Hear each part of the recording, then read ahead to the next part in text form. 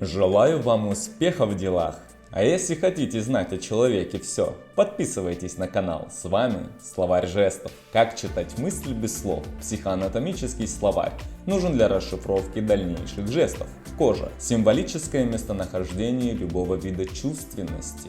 Кожа – это такое облачение, чувствительность которого изменяется в зависимости от места на теле.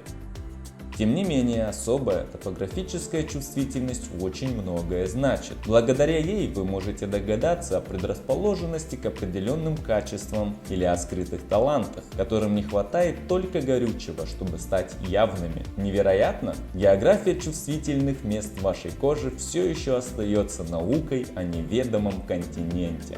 Также наше тело может удивлять чувствительностью к определенным вещам или эмоциям через появление мурашек на коже.